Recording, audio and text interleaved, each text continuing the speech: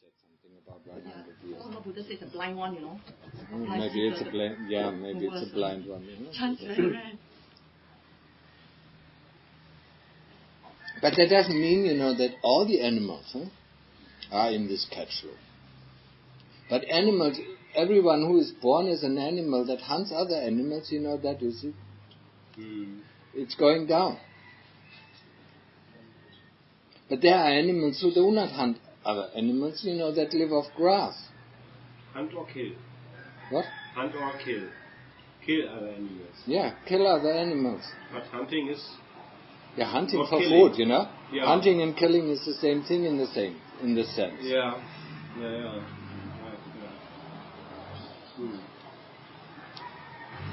I mean, living of the flesh of other animals, But not all animals, live off the flesh of other animals. Some live off the dead flesh, that is not, But some hunt or some kill, and that makes the cycle worse, As long as they are in this cycle, they can't get out. But we've all been animals before, so... yeah. But the animals that are close to human beings, due to two factors, they don't have to kill for living. That's one factor. And the second factor, they are trained by human beings. That gives them a great chance to come back into the human realm. And that is one of the reasons why Panacha Mahaprabhu doesn't keep all the dogs, but certain dogs also. They have a very high chance, that this is their last life as a dog, and the next life is coming back. But horses, cows, pigs that are used for us, for us human beings, have also a high chance of coming back in the human realm. They're just at their last stages. But of course, a butcher who butchers off, all the pigs and cows, well, he has to go to the animal. There's no way. Well, they do it for greed. How many people, look at the people, they are not all of the people are willing to kill an animal for their flesh.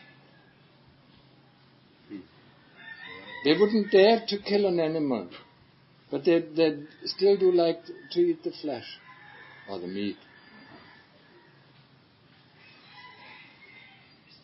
And some humans, just don't eat any meat. Is there any chance for forgiveness? For example, there's a family father, he has a farm, or he's not rich and he has no chicken. There's no forgiveness. You do bad karma and you receive bad karma. There's no circumstances. He could grow grain, live off grain, but he wants to eat meat, so that's why he kills. It's not necessary, to eat meat, to survive or sustain us. But if he goes to the market and buys some meat, then he wouldn't be involved in this process. It is fair. Killing is the one thing. Killing is the first precept. Any living being. And some people kill for sport. That's even worse karma. And these kind of animals are hunters, are killers. Pigs are not hunters and killers, and cows are not hunters and killers. But what do you think, where are they? And how long? Now they think it's a lot of fun to kill a tiger or to kill or a dangerous snake. Now they think it's fun. And some people rob and think it's fun. Oh, I'm clever, I can get away with it. Or kill other human beings. Everybody has to experience the fruit of one's karma. We should think about before we do something. Is it against the 5 precepts? And the 5 precepts were there for our protection, not to fall down into the lower realm. No, we keep them. We don't have another question about it. We just keep them.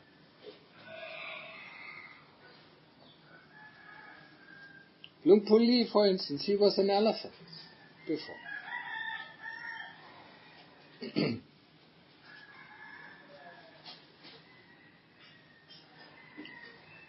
That's why he's so quiet. He has a thick fur. Which Luang Pu Li are we referring to? Padang or the other Padang. The other one is called Tan Po Li. Tan Po Li Damadaro, but he died long time ago. Yeah. Very much younger. Tan Po Li and Luang Pu Li. Oh, okay. Tan Po Li, Wat Asoka. Told me his previous life is King Asoka, Alexander the Great. Whatever. I'm not going to dive into these stories because I'm not familiar. Tanacha Mahabor was the king at the times of the Lord Buddha. Yes. Which king in the suttas? I think it's mentioned in the sutta. But which? Not King in Basara. We have to wait until he's dead until Then the biography comes out. He has written it all down. But it's in Thai. Of course it is in Thai. Yeah, so how? Problem, Hope someone can translate quickly for us to read. It doesn't matter, All these things really do not matter. We are here to practice. We are not here, to get stories. We are practice to go this way to the end of dukkha. What does it matter what does it matter if somebody is a millionaire and if you are poor? If you don't have any penny to eat. And we see there's a millionaire, and then we ask, how did you get a millionaire? But you're still a millionaire and you're still a poor person. So what does it help us? Only if we know and understand the way how he got his million.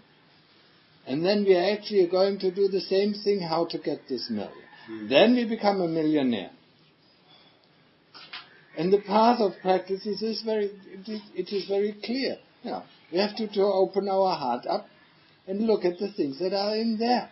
And remove everything that is evil and fertilize the things that are not yet fertilized, the good things that are not yet fertilized, and develop the good things that are fertilized already. So, that's all.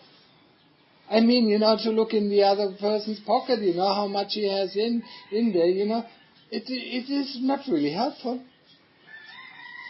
Only if it's, only if you take it as encouragement. If he can do it, I can do it as well. And then it's helpful. Well, if he can get a millionaire, then I can get a millionaire as well. Then it's helpful. But otherwise, it's just, I never can do that. Yeah. Most of the time, it's destructive. Now, I want to be a millionaire as well, but I'm just sitting in my chair and drinking a Coke. Huh? And at the end of my life, I'm still sitting in my chair and drinking a Coke. Huh? Never got to the millionaire. Because I was actually, the work was too tough, it was too hard, too much hardship, too much torment, and so on, and so on, and so on. That's why we don't get it. If you just do the work and dig every day, then we get the whole, That's all what I can say. People always look, in the pockets of others. And not only, for, if he's a millionaire, but, also to look for a fight. They look at the characteristics of another person, and they think that is not correct, that is not correct. But I'm correct, yeah. Yeah. Everybody else is wrong. The more picky I am, the better I feel. Oh, he has this problem, he has that problem, he has that problem. This person has that problem. I don't have these problems. So I feel good. That's a principle, that's a basic principle of the news, how the news works. They don't show good news, they show only bad news, so that we feel better. We are not as bad. We are not as bad as the Americans invading Iraq or Iran or whatever, or killing off, or better than the Palestinians, or the Israelis, or whatever, Just look down, Look at the news and you will see it, No, we are not as good, we are not killing, we are not running into McDonald's and shooting off 16 people. So, we feel good. Making terrible news is just making to feel us good. Criticizing other people is just to make us feel good, I'm not as bad as you. Of course we are.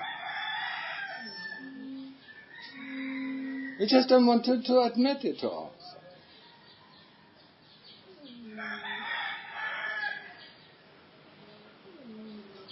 As long as I only criticize, in my mind, and realize it, and stop this criticism, there's no harm done. There's no much harm done. But the moment I utter words, and then I make action, then harm is done. Bad karma comes back to us. And that is called, in the world, it's called dog fight. Two dogs fighting, And what do we do in the world? We have compassion for the dog that is bitten. Whose guilt is it that the dog is bitten? It's a guilt of the dog that is bitten. Not of the dog that is biting. Both of them are needed to fulfill the karma. So both of them are guilty.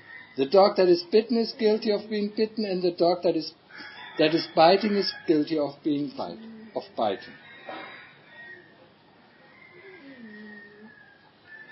When Tanaja Mahabodha was still strong, he kicked both of these dogs out. Now I'm talking, I'm referring to the human dogs. They're constantly in a fight. Argumenting about this or argumenting about that. If he caught them, he kicked both of them out. He didn't ask, who was right, who was wrong. You're fighting.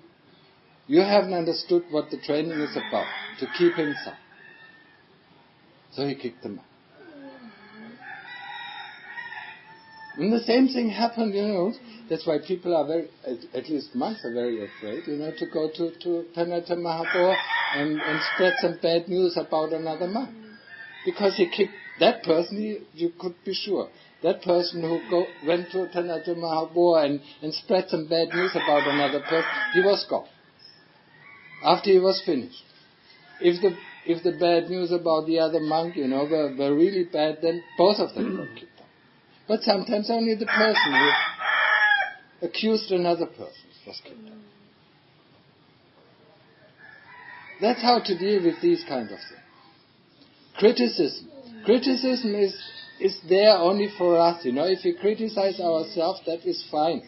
But criticizing in the sense of not feeling bad, but of seeing what is necessary to do. That is correct criticizing. What the other person does, it's of no interest. We just close, as practitioners here, we just close our eyes. Or take it as a hint, to look at in ourselves where this kind of things that we don't like is.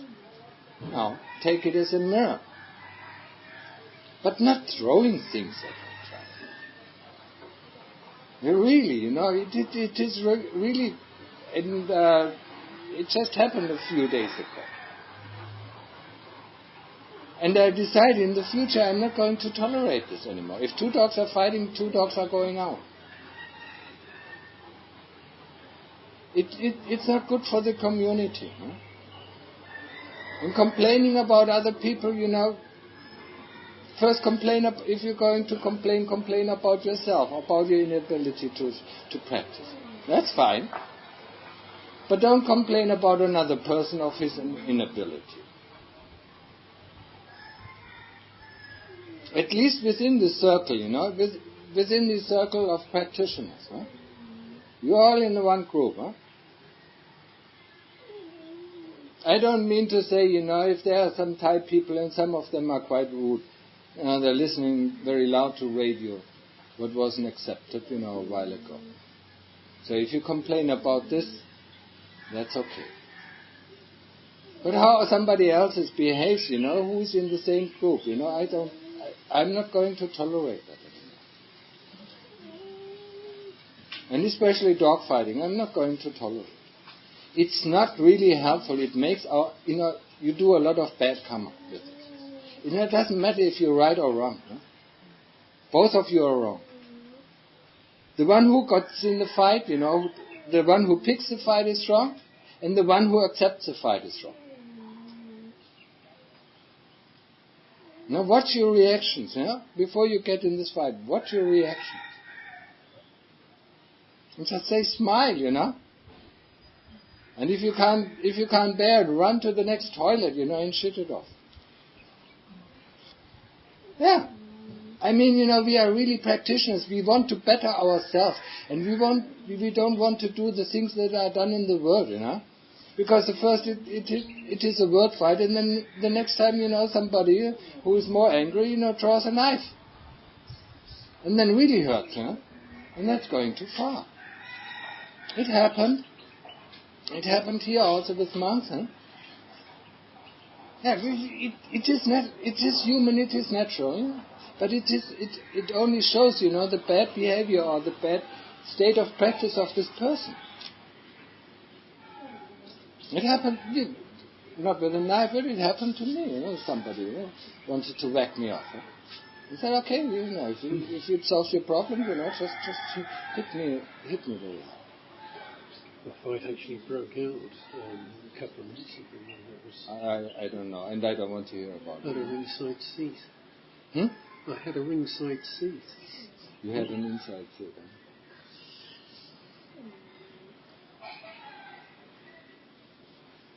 So it shows, you can as a monk or as a good practitioner, don't pick up that fight, If somebody picks the fight on you, just leave. That's what you should do, and then after you left, you reflect very carefully on what you picked, and take that off and eradicate that. And you're safe. I mean, I have a lot of compassion for you. I do see the benefits of each person. I see the good sides of a person, and I see the bad sides of a person. And as long as I think, somebody can develop, I allow him to stay here. And if you think that my my opinion or my view is not correct, well, then you are really in trouble. And it happened, before that I kicked a few people out. Because they were really helpless. They couldn't help themselves anymore, and they wouldn't listen anymore. And other people, thought, my judgment was completely wrong. Now, if you think, my judgment is wrong, then I shouldn't be your teacher. That's a clear point. I do make my judgment, on what I see, not on your outside, how you dress or how you behave. I look from the inside. I do not look on form, what kind of form or what kind of formal behavior you have, but I look what is behind this formal behavior. What are your intentions? And if I see, there is something that can be developed, and something can be developed in the good sense, then you can stay here.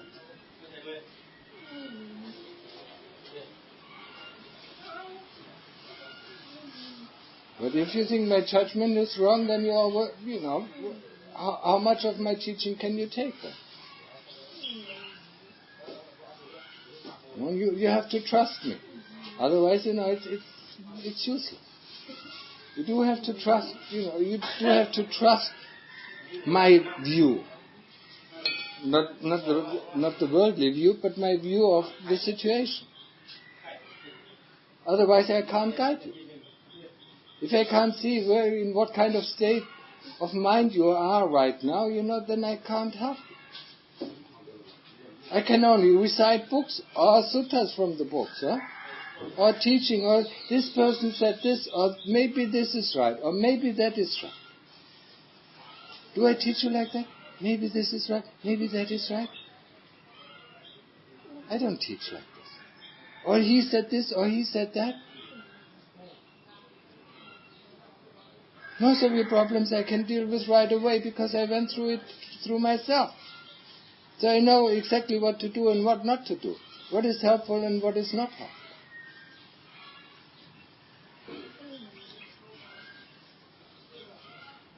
So do you understand English, no?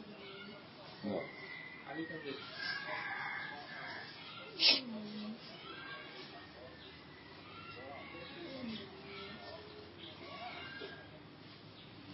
So take this admonition to your heart, yeah?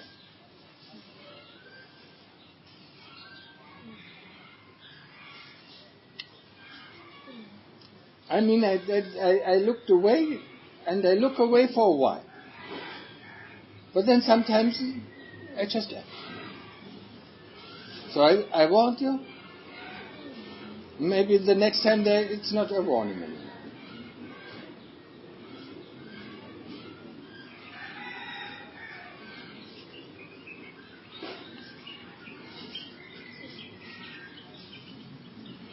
If you want to, I don't need you, you need me. Or maybe you need me, I don't know. I don't need students, I don't need pupils, I don't need disciples. When I want to go, I just go alone by myself and I'm happy, not having anybody, picking on my nerves. Or picking off my energy. I'm just happy just by myself, having a little bit of to eat. It's all what I need. And water to drink. And a place where I can rest, in Samadhi the whole day. Isn't that fun, Having people, especially, when that's why I'm getting not very angry, but a little bit angry, especially when I see them, two of you fighting each other. And that's not nice. And then I ask myself, do I have to go through that? Do I have to put up with this? And I don't want to. And that's why I tell you. I just don't want to. It doesn't matter what the other person has done. Just stick with it, stay with it, be cool about it, and look for the reasons within yourself. That's all what I want. And then you are actually, progressing on the path. It doesn't matter what people say about me, you have to judge for yourself. If you think that what I say and what I teach you is helpful, and you progress on the path, then stick to me. If you don't think, just leave, And I'm not unhappy if you leave. I'm not unhappy. I'm quite happy. The more of you leave, the less of worries I do have.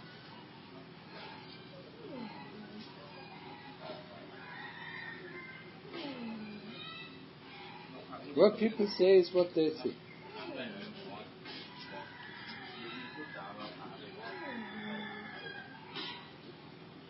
A few days Coffee told me, a woman in the kitchen told him, if you stick to this teaching, you can go far. Can go away, sorry? If you stick to me, you can go far in your practice. Oh, go far, okay. Well, if he would have met another women, also from the kitchen, they would have said, whatever he teaches is wrong. There are. They even wanted to complain to Lunga, and then I said, okay, go ahead, complain to him. Because I know what I say is right. Just go ahead, they never did it. So what would have happened to you, if somebody, in the kitchen would have told you, what he's teaching is wrong? You would have been completely disappointed, wouldn't you? But you happen to meet the woman, who said, with him you can go far in your practice. So we read one opinion and then we meet another opinion, and what shall we make out of it? The only thing that we can make out of it It's nothing. The only thing that we can do with it is to look in our own heart. If he says something, that helps me develop my practice or not. And then I can learn from him. If he says something, and my practice just doesn't develop, just like the Lord Buddha said in one of the suttas, then just leave him. Or leave me. Huh? But if you find it helpful, just stick around.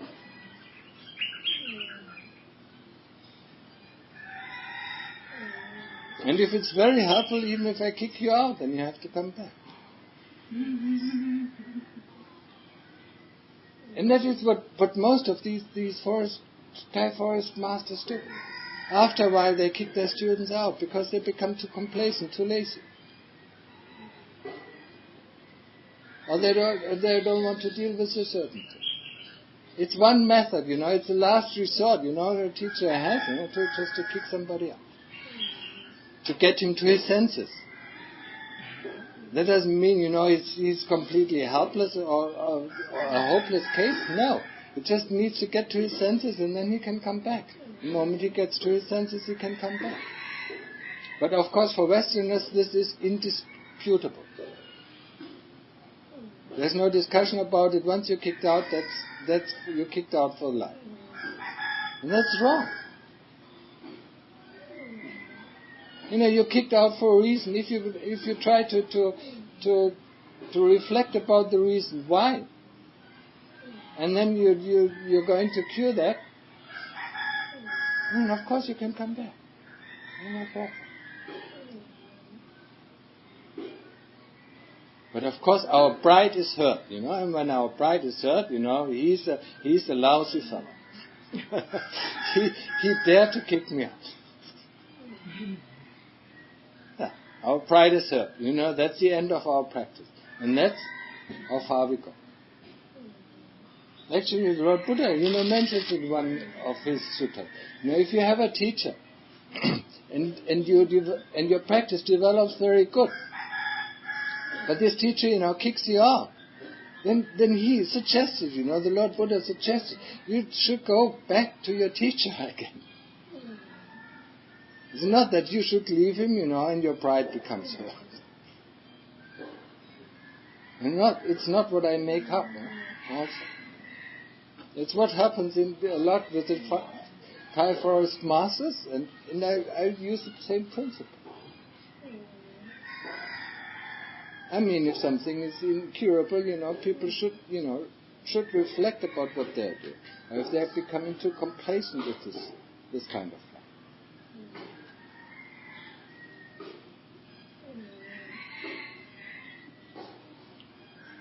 So that wasn't a talk, but